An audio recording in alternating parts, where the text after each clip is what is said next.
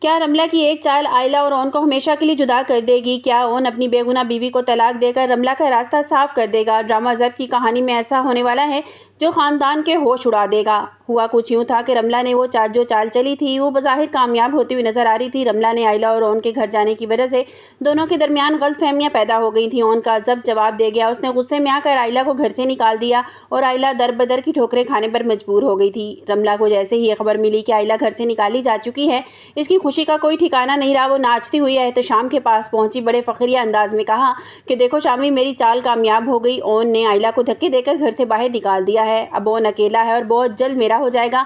اور رملہ شامی ایک دوسرے کو مبارکباد دے رہے تھے، اپنی جیت کا جشن منا رہے تھے، لیکن انہیں یہ اندازہ نہیں تھا کہ بی جان کی نظروں سے کچھ بھی چھپا نہیں ہے۔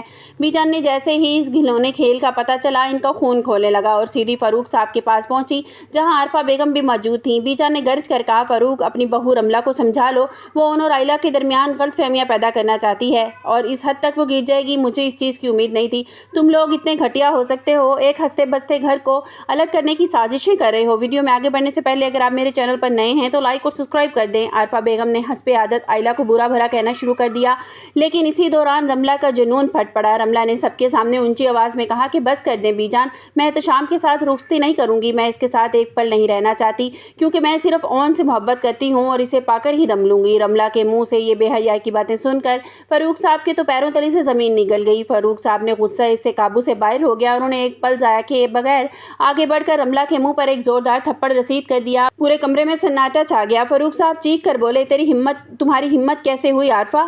دیکھ لو اپنے بیٹے اور لاڈلی بھتیجی کے کرتوت، اس نے میرے ناک کٹوانے میں کوئی کسر نہیں چھوڑی۔ اسی ہنگامے کے بعد بی جان نے آئلہ کو بلایا اور جب اون اور آئلہ ان کے سامنے آئے تو بی جان نے دونوں کو اپنے پاس بٹھایا اور بی جان کی آنکھوں میں آنسو تھے، مگر ان کا لہجہ بڑا سخت تھا۔ انہوں نے اون کی طرف دیکھا اور کہا کہ اون، مجھے تم سے یہ امید نہیں تھی، تم تو بہت سمجھدار ہو، تو آئلہ کو اس طرح دھکے دے کر گھر سے باہر کیوں نکالا؟ تم بھول گئے ہو کہ اس لڑکی کی خاطر تم نے کیا کچھ نہیں برداشت کیا اور تم نے اس کو ہی گھر سے باہر نکال دیا۔ اون نے شرمندگی سے سر جھکا لیا اور بی جان سے معذرت کرنے لگا کہ بی جان مجھے معاف کر دے، میں اس وقت اپنے ہوش کھو بیٹھا تھا۔ رملہ نے جو کچھ اس سے باتیں کی، میرا ضبط ٹوٹ گیا تھا۔ بی جان نے پھر دونوں کو ہاتھ ایک دوسرے کے ہاتھ میں دیا اور کہا کہ ہمیشہ یاد رکھنا اون اور آئلہ، تم ایک بات ہمیشہ یاد رکھنا، اس گھر میں کوئی نہیں چاہتا کہ تم دونوں مل کر رہو، شمسہ ہو، عارفہ ہو یا رملہ ہو، یہ سب تماشا دیکھنا چاہتے ہیں۔ وہ چاہتے ہیں کہ تم دونوں ایک دوسرے سے الگ ہو جاؤ اور وہ اپنی انا کی تسکین کر سکیں۔ تمہیں ان لوگوں کو تماشا دکھانے کی ضرورت نہیں ہے، بلکہ تمہیں ایک ہو کر ان کی سازشوں کا مقابلہ کرنا ہوگا۔ بی جان کی ان باتوں نے آئلہ اور اون کے دلوں کی دوریاں مٹا دیں۔ آئلہ نے روتے ہوئے اون سے معافی مانگی، اون مجھے معاف کر دو، میں نے تمہیں سمجھنے کی کوشش نہیں کی۔ اون نے آئلہ کے آنسو پونچھے اور یقین دلایا کہ اس رشتہ اب یہ پہلے سے بھی زیادہ مضبوط ہو جائے گا۔ اس دن کے بعد آئلہ بالکل بدل گئی تھی۔ وہ آئلہ جو اون سے کھچی کھچی رہتی تھی، اب اس سے محبت کے رنگ میں رنگنا شروع ہو گئی تھی۔ اب آئلہ روز صبح سویرے اٹھتی، اون کے لیے ناشتہ بناتی اور اسے پیار سے جگاتی۔ آئلہ نے خود کو بنانا سنوارنا شروع کر دیا تھا، اون کے پسند کے کلر پہنتی اور جب شام کو اون آفس سے گھر واپس آتا تو دروازہ کھولتی اور اس کا انتظار کرتی۔ اون جب تھکا ہارا گھر آتا تو آئلہ کے چہرے پر مسکراہٹ دیکھتا تو اس کی ساری تھکن دور ہو جاتی تھی۔ دونوں کے بیچ آہستہ آہستہ دوریاں ختم ہوتی جا رہی تھیں۔ آئلہ اب اون کے لیے بہترین کھانا بناتی، ساتھ بیٹھ کر ڈھیروں باتیں کرتے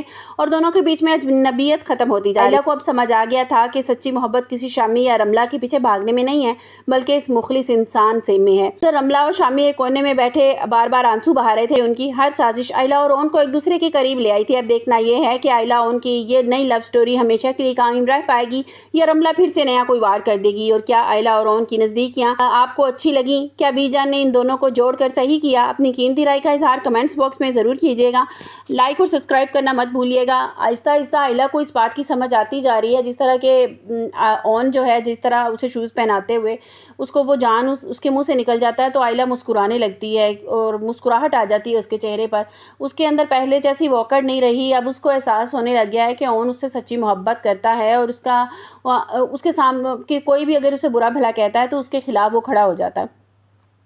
آپ لوگوں کو کیا لگتا ہے کہ رملہ جو ہے وہ رخصتی کر لے گی اب احتشام کے ساتھ؟ کہ جب سے اسے پتہ چلا ہے، اس نے آئلہ کو بتایا ہے کہ جو ہے عارفہ پھپھو جو ہیں وہ صرف مجھے استعمال کر رہی ہیں، انہوں نے فیکٹری میرے نام لگوا تو دی ہے لیکن اب وہ اس بات سے بہت پچھتا رہی ہیں۔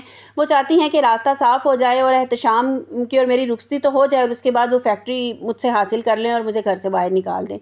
آپ کو میری ویڈیو کیسی لگی؟ کمنٹس باکس میں اپنی قیمتی رائے کا اظہار ضرور کیجیے گا۔ ملتے ہیں ایک نئی ویڈیو کے ساتھ، اپنا بہت سا خیال رکھیے گا۔ اللہ حافظ۔